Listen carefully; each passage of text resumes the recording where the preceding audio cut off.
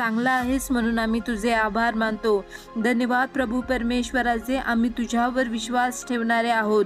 ते तुला संतोषकारक जीवनरूपी यज्ञ आम्ही अर्पण करावा.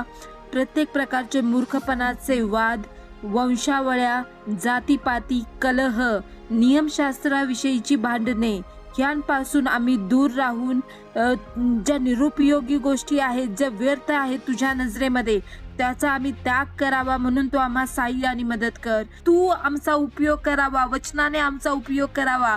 आम्ही स्वतःला प्रूफ करण्यासाठी वचनाचा उपयोग करू नये. म्हणून तू आम्हा प्रत्येक विश्वासणाऱ्यांना, या भूतलावरील आम्ही जिवंत असलेल्या व फ्युचरमध्ये जितके लोक तुझ्या राज्यामध्ये त्याचा भरणा येणार आहे, त्या प्रत्येकाला प्रभू परमेश्वरा वचनाने चालवणारे तू आम्हाला बनवावं.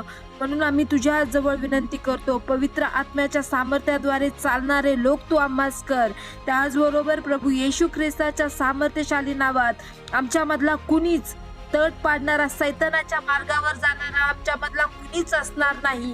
प्रभू परमेश्वरा, यावेळेस आम्ही तुझ्या जवळ विनंती करतो की आमच्या तारणानंतर ख्रिस्ताची चित्तवृत्ती तू आम्हाला द्यावी, जेणेकरून सैतानाच्या मार्गामध्ये, त्याचबरोबर आमचे जे पूर्वीचं वर्तणूक होतं तारणाच्या आधीचं, त्या प्रकारे आम्ही करू नये.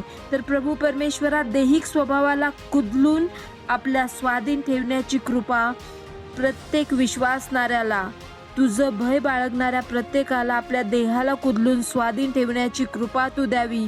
म्हणून आम्ही तुझ्या जवळ विनंती करतो. धन्यवाद प्रभू परमेश्वरा. आम्ही प्रत्येकजण मर्यादेने, नीतीने व सुभक्तीने वागणारे, तुझं गौरव आमच्या जीवनाद्वारे प्रगट करणारे असे लोक तू आम्हास करत आहेस, त्याबद्दल तुझे धन्यवाद.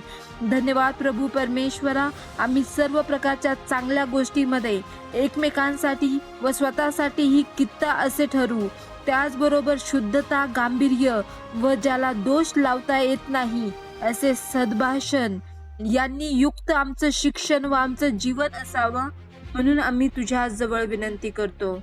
प्रभू येशू ख्रिस्ताच्या सामर्थ्यशाली नावात, तू जो आमचा धन्य तारणारा, जो आमचा शिक्षक व आमचा गुरु आहेस, हे पवित्र आत्मा ह्या गोष्टी तुझ्या मंडळांमध्ये आम्ही हयात असताना व आमच्या हयातीनंतरही तू कार्यरत ठेवावं व तुझं गौरव आमच्या सर्वस्वाद्वारे करावं.